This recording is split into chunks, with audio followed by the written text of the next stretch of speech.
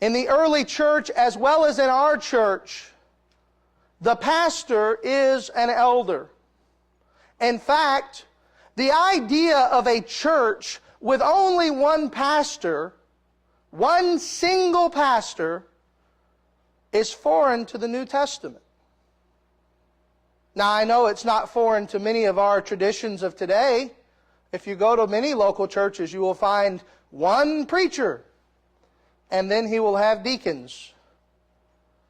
But the idea of a plurality of teachers, plurality of pastors, was the way that the New Testament was set up in the beginning, because it kept from any form of totalitarianism or any form of Unitarianism and idea, any person having that one single ability to rule. Even the pastor has to be able to come under rebuke from someone. If I were to, as a pastor, not live to the standard of my calling, who would be the one who brought me under rebuke? It would be my fellow pastors. It would be my elders. And ultimately, it would be the church. But the elders would be the first line of defense in such a situation, which is why we talk about a plurality of elders, and the pastor being the chief elder, the elder who is called to lead, to step out and guide, to shepherd, but not independent of the others. Ultimately, the requirements that we are going to study this morning are not just requirements for elders, but they are requirements for all believers, and especially all teachers, but specifically, they are requirements for anyone who would ever pick up the mantle of elder.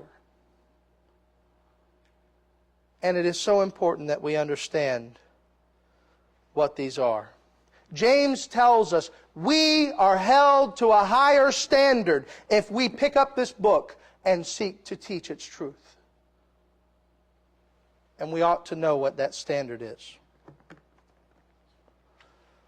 In your notes, I gave you 5 specific requirements, and we're going to be in 1 Timothy, so if you're not there, be in 1 Timothy chapter 3. We're going to walk through 4 requirements from 1 Timothy, and then lastly we will step over to Titus for the 5th one.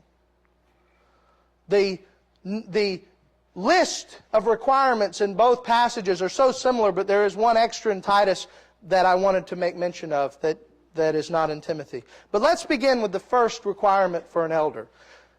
The office of elder is one that must be desired by the person. Read again verse 1, 1 Timothy 3, verse 1.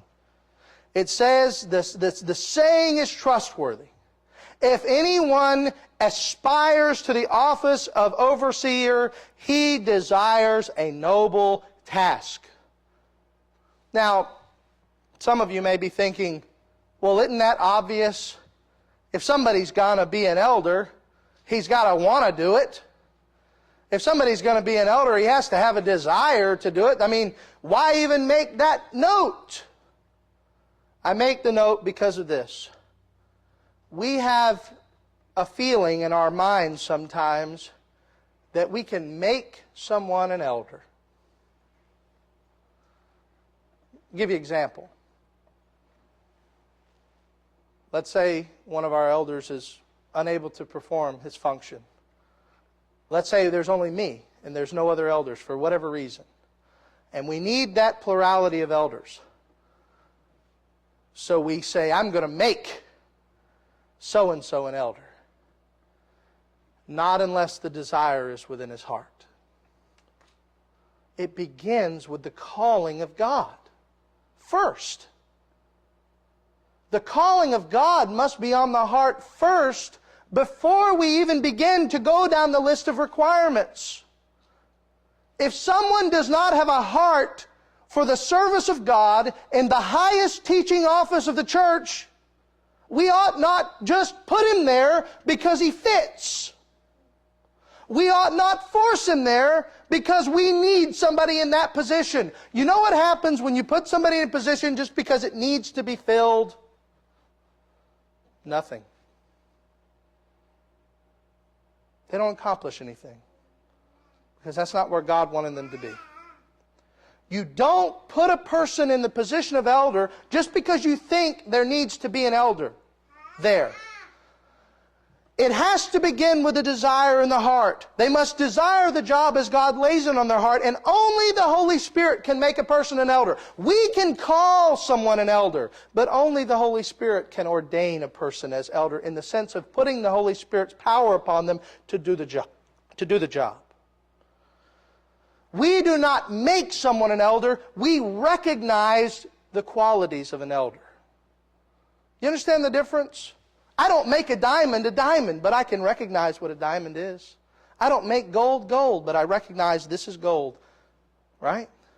And certainly I'm not comparing elders to diamonds and gold. I could have said a trash can. But my point is the same. You don't make someone something that God has to call them to. You simply recognize God's calling on their life. I remember when I was called to ministry in this very church, and I sat very lonely in a single chair all by myself. As all of the elders came and laid hands on me, what did they say? We're not making you a pastor. We are recognizing God's call on your life as a minister. You see the difference? It's a grand difference. And the desire begins in the person. It is a desire of the heart to serve God in a position of this magnitude. In this, it is more than a person who simply meets a list of requirements. It is a person who is driven by a desire to serve God. Once that desire is shown forth from the heart and life of the person, once a person has shown that desire, then we begin to look at the requirements that the Bible gives us that they must meet. You notice on your purple sheet, the second is that the person desiring the office of elder must meet moral requirements. That's number one. There are moral requirements if you are to lead God's people. It says, therefore, an overseer must be above reproach. You could stop there. Because that statement is a statement of character quality, of moral capacity. The person who you are going to call to this position must be above reproach. Not perfect, because none of us would ever qualify. But certainly not one of questionable moral integrity.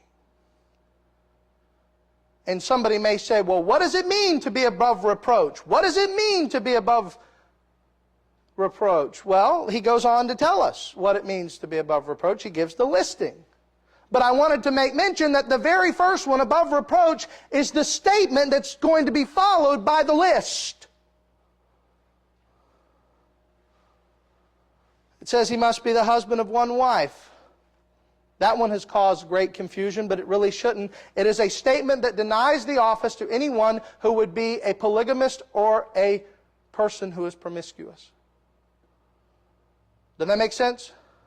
That any person who is promiscuous in his sexual behavior has denied himself entrance into that office, and that a person who is polygamous has denied himself entrance into that office. Isn't that sensible? Would we want a pastor or an elder who is a womanizer? Would we want a pastor or an elder who had 14 wives, 4 wives, more than one? Simple. It's not hard to understand. We make it hard because we want to put our traditions. We want to force into it. We don't like it because it might disqualify someone. And we can't disqualify anyone. Well, certainly we can. We must. If I was a promiscuous person, if I was an adulterer, you must dismiss me. You would have no other choice. You wouldn't have to long. My wife would kill me. But the point is simple. You must dismiss me. That is not to say that I can never be redeemed. The Apostle Paul was a person who ran rampant against the church of God and yet came back and was redeemed. Redemption is possible. But I must understand the qualifications. That is the first. That is being above reproach. Husband of